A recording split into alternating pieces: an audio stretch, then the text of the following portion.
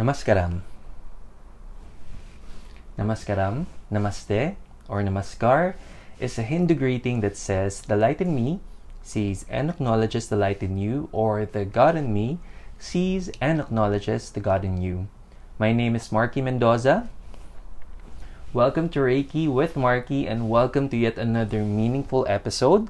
With today, we are going to discuss another guiding principle on how we're going to strengthen our practices so that in the future, slowly but surely, we will all live an abundant, healthy, and more meaningful life as we all shift positively. But before anything else, do not forget to please like, share, and subscribe to our YouTube channel. Do not forget to leave a comment down below if you have any comments and any suggestions, or if in the future you would want to seek my spiritual advice, you may be going through something or any life experiences na kailangan nyo na aking advice.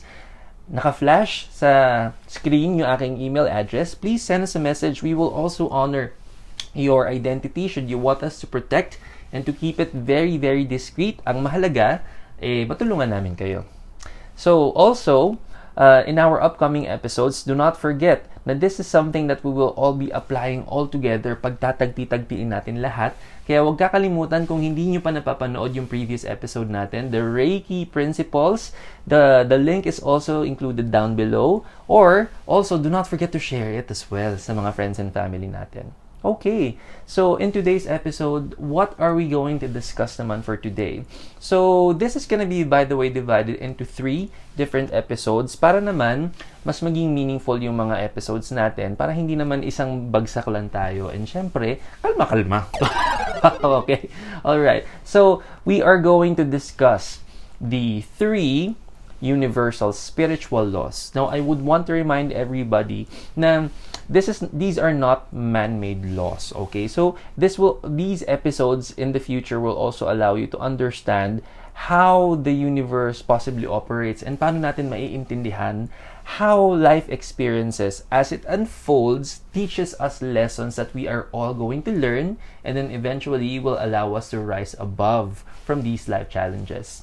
So without further ado, what is our first universal spiritual law? This is called the law of synthesis. Now, this universal spiritual law simply is defined as we are all one and the same, we are all one and interconnected. So anong ibig sabihin nito? So it does not know any race, gender, sexual preference, skin color, nationality, belief systems, may it be on the physical, emotional, mental, or spiritual. It does not discriminate. Why? Because we are all living in one same earth, breathing the same air, basking under the same ray of sunshine. And lahat tayo na-experience natin ito, no matter which country we're coming from, at kahit ano man ang pinaniniwalaan natin, no matter how we are all raised, we all enjoy these. Hindi siya nagdi-discriminate. Hindi siya yung para dito lang ang makakahinga. Oh, grabe naman. Ganun siya. So, we are all meant to experience this. Now, in how we are also going to understand this universal law, if this is a universal spiritual law, how it will also be proven as something that makes sense. So, one will understand na every single time that one person declares, I am nothing like you, o kaya, hindi tayo pareho, magkaiba tayo. Pansinin nyo, every single time that one declares this, it may always entail pain and suffering. Parang lagi masakit sa damdamin. Why? It's because it is a universal spiritual law. We are all meant to experience that. So, hindi ibig sabihin magkaiba yung paniniwala natin o hindi tayo nag-a-agree sa mga bagay-bagay, hindi na tayo magkapareho. Hindi tayo equal. We are all equal. Now, also, there is also one term in this universal law that we have to understand. And this term is called synthesizing. So, ano munang ibig sabihin ng synthesizing? Now, every single time that we are all learning our lessons, and when life lessons are being presented to us, syempre the goal is to fully understand these lessons, learn from them, and then apply it in our daily lives, in our everyday decisions. Ngayon, once we are ready to fully sit and make sure that we are also gonna allow the universe to really teach what these lessons are all about. Tapos na-realize natin ito, what we are doing, this is mainly called inward work.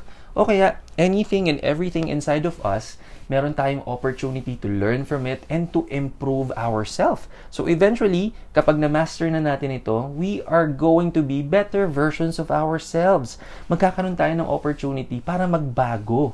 Yun ang maganda. Now also, going back dun sa term na synthesizing, kapag nakuha mo na yung rhythm mo, and eventually you will, the more that you also learn from the lessons, lahat na ng mga lessons na binibigay sa'yo, naiintindihan mo, you're able to apply it and improve, eventually, kapag na-master mo na ito, there will come a time na you will be ready to share your own experience, to share your own learnings and lessons sa ibang tao. And ikaw naman ang magsaspark ng interest and inspiration for other people to find their rhythm as well, to encourage other people to do the same, until eventually, you are going to be the light towards others. That is called synthesizing. And honestly, nandun na ako sa point ng buhay ko na yun eh. Marami na akong pinagdaanan. I've been living a life full of Reiki for the last 5 years. Lahat ng life challenges ko, ito lang yung in-apply ko. It allowed me to understand a lot of my lessons, and syempre, hindi siya nangyari overnight. Hindi to isang bagay na prinoses ko lang, sasabihin ko, okay, nalaman ko na, okay, confident na ako. Naramdaman ko rin yung push and pull. Naramdaman ko rin na marami pa akong kailangan baguhin. And one situation is just one situation, and there are many experiences, many scenarios na we can learn and have the opportunity to rise above from. And hindi siya nangyayari overnight. Hindi rin siya sabay-sabay. Hindi rin tayo pare-pareho ng timeline. And every single time na you just allow your mind, body, and soul for you to really accept these lessons and learn from it, nagkakaroon tayo ng mga opportunity para magbago. Yung opportunity para magbago, yun din ang magpupush sa atin para sa susunod, tayo naman ang tutulong sa ibang tao. And that is our first universal spiritual law. Now, tatandaan natin na meron pa tayong dalawang universal spiritual law na in the next 2 episodes, yun din ang i-discuss natin.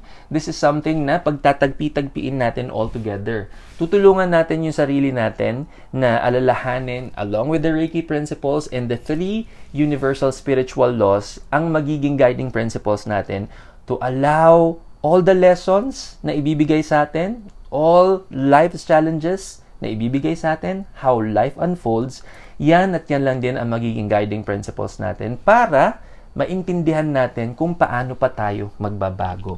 And that is it for today's episode. Again, if you like this episode, do not forget to hit like, share, and subscribe. Do not forget to hit the bell button para ma-update tayo lagi. And also, let this be a perfect opportunity para naman ma-inspire kayo that eventually, kayo naman ang matututo and kayo naman ang magiging inspiration ng ibang tao sa susunod. But for now, this has been Marky saying to keep trusting the process. Namaskaram.